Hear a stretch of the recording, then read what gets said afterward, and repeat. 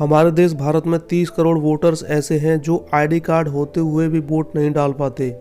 उनकी संख्या की बात करें तो उनकी संख्या लगभग पूरी अमेरिका की आबादी के बराबर है।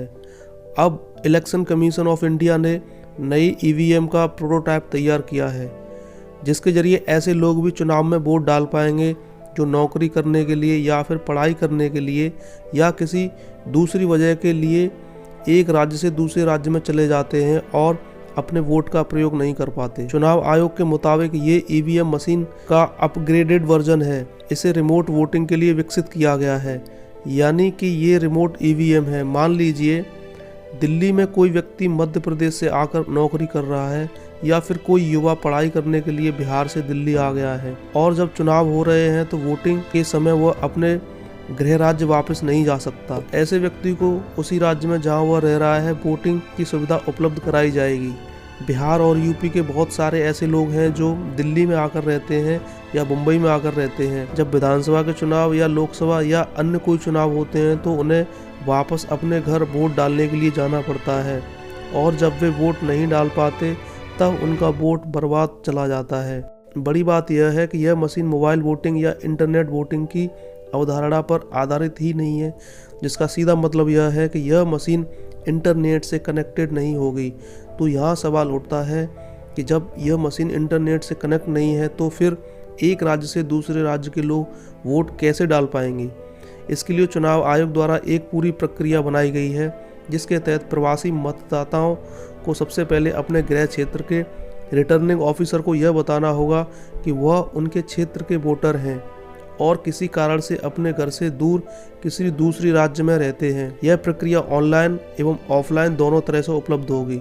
इस आवेदन के बाद जब रिटर्निंग ऑफिसर को पूरी तसल्ली हो जाएगी कि आवेदन करने वाला व्यक्ति सच बोल रहा है तो रिटर्निंग ऑफिसर उस राज्य में एक रिमोट पोलिंग बूथ बनाने का आग्रह करेगा जहां वह वोटर वर्तमान में रह रहा होगा। इसके बाद वहां यह नई मशीन उन वोटरों के लिए लगा दी जाएगी। इस नई ईवीएम में 72 सीटों के उम्मीदवारों की जानकारी होगी, जबकि अभी फिलहाल मौजूदा ईवीएम में अभी एक ही विधानसभा या लोकसभा के क्षेत्र के उम्मीदवार की जानकारी होती है, यानी अलग अलग चुनाव क्षेत्र के लोग आकर एक ही मशीन में अपना वोट डाल सकेंगे। इसका सारा डाटा उन राज्यों के रिटर्निंग ऑफिसर से साझा किया जाएगा जहां कि ये लोग मतदाता हैं। वही बात करें पिछले कुछ आंकड़ों की तो वर्ष 2019 के लोकसभा चुनाव में 91 करोड़ 20 लाख वोटर थे, जिसमें से सिर्फ 61 करोड़ 50 लाख वोटर ने ही अपने वोट का इस्तेमाल किया था। वहीं 2011 की जनगणना के मुताबिक भारत में 45 करोड़ लोग ऐसे हैं जो अपने घर से दूसरी जगह पर काम कर रहे हैं। अगर ये 45 करोड़ लोग भारतीय चुनाव प्रक्रिया में शामिल होते हैं तो ये भारतीय चुनाव प्रणाली के नतीजों को जाहिर है बदल देंगे और भारतीय चुनाव एक नई दिशा में चले जाएंगे।